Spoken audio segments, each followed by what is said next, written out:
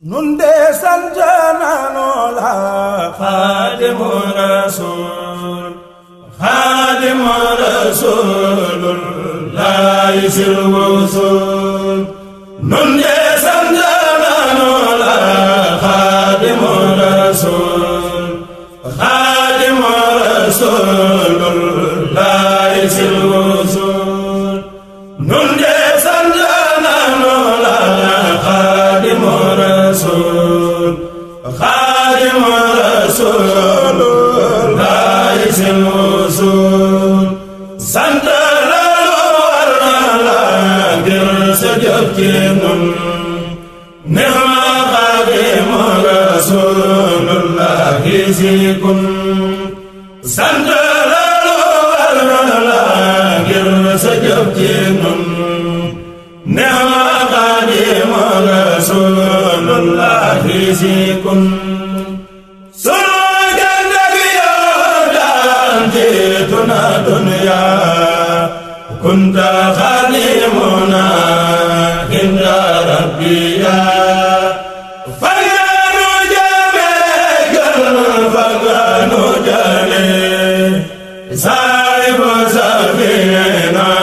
lillahi taala nekkal sunu wetal abadan wa kun nasiri fi dunya wa xadan demam nga ma yomba lépp yomba ba ñëpp na ko jaajëf fi Bamba demam nga ma yomba lépp yomba ba ñëpp na ko jaajëf fi Bamba dem nga limbar wareda xéewal liwal Xaadimul Mustafa julli bi naawal dem nga lambar naada lambu faal leer kulli fi daadayni yaa xilli bi nuur yaa may ki la soobi may ki la laaj Xaadimu Rasuul saahibul nabaaj borom Tuuba baax bay borom baax Xaadimu Rasuul saahibul buraax jam su salle sanam def na la ko war Xaadimu sil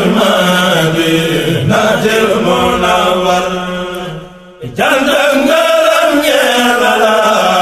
Xaadim bu wér Xaadimu Rasuul tayminamir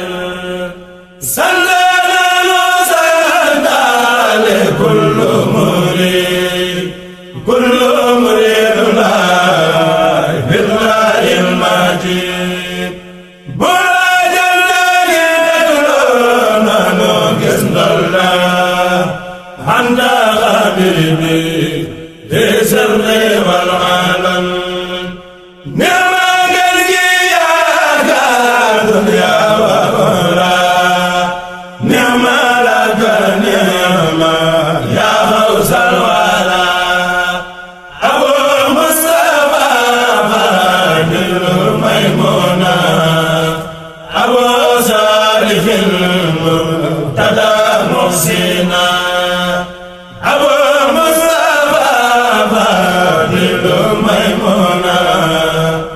abu salihil murtada muhsina nurul mustafa salihil qaramta ahmadul muxtaar baay Fatima raqaya sayna abu ibrahima xaasim wa tayyib alayhi salaatullahi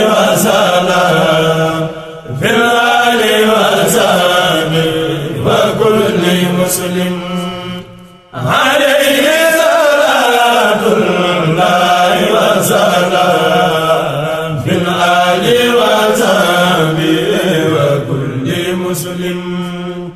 عليه صلاة الله وسلام في الآل وصحبه